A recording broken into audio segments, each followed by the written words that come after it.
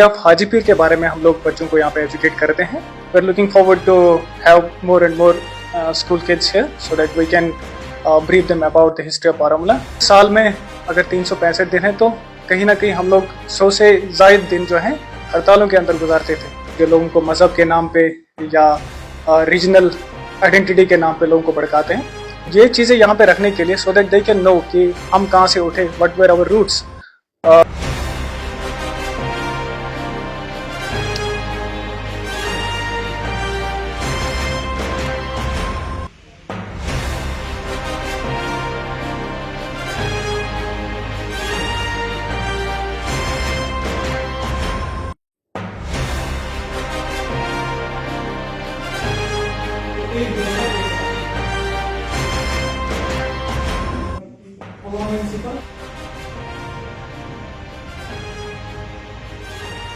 मेरा नाम फैसल फारूक मीर है। मैं बारामूला से ही ताल्लुक़ रखता हूँ।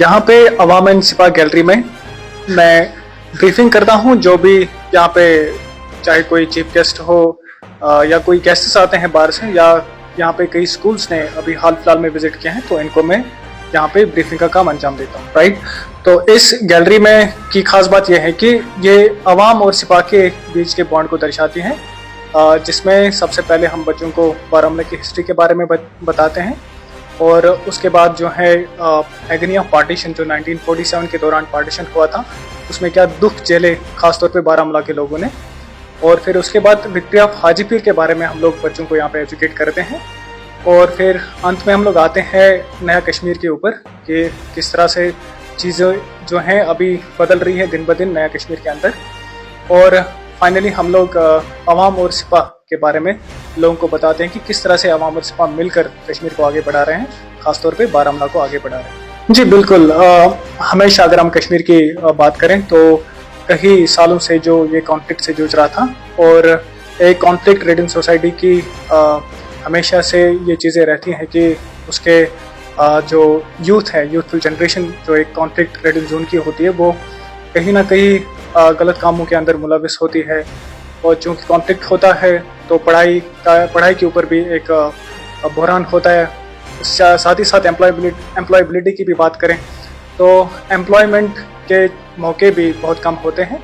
तो अवाम और सिपा एक जज्बा एक राह का मतलब ये है कि अवाम यानी कि बारामूला के लोग, खासतौर पे कश्मीर के लोग, आर्मी के साथ मिलके जो कि सिपा है, इस कश्मीर को आगे बढ़ा रहे हैं, रोज़गार के मौके फराम कर रहे हैं लोगों को। ड्रग्स जो कि एक बहुत बड़ी अलार्मिटी है कश्मीर के ऊपर, तो उनसे लोगों को बचा रहे हैं। तो ये एक जज्बा है दोनों कैमराडरी वीकेन से, दोनों अवाम और सिपा के बीच में, जो कि कश्मीर को आगे लेके जा रहे हैं। ये गैलरी 7 अगस्त 2025 को 15th कोर कमांडर के थ्रू इनॉग्रेट करी गई थी। अभी हाल फिलहाल में लगभग 4 स्कूल्स ने जो है यहाँ पे विजिट किया है, और हम फ्यूचर में we are looking forward to have more and more school kids here so that we can brief them about the history of Baramulla and they can also know the indomitable bond between अवाम and सिपा। जी, मेरी यही message रहेगी कि हमें आगे बढ़ना चाहिए। जो चीज़ें या कोई भी चीज़ अगर ऐसी हुई है जिसकी वजह से हमने तकलीफ़ें झेली हैं, तो हमें इसके ऊपर नज़रसानी करनी होगी कि क्या वजह थी और किस वजह से ये होगी, सो दैट कि हम उनको फ्यूचर में उन गलतियों का ना दोहराएं।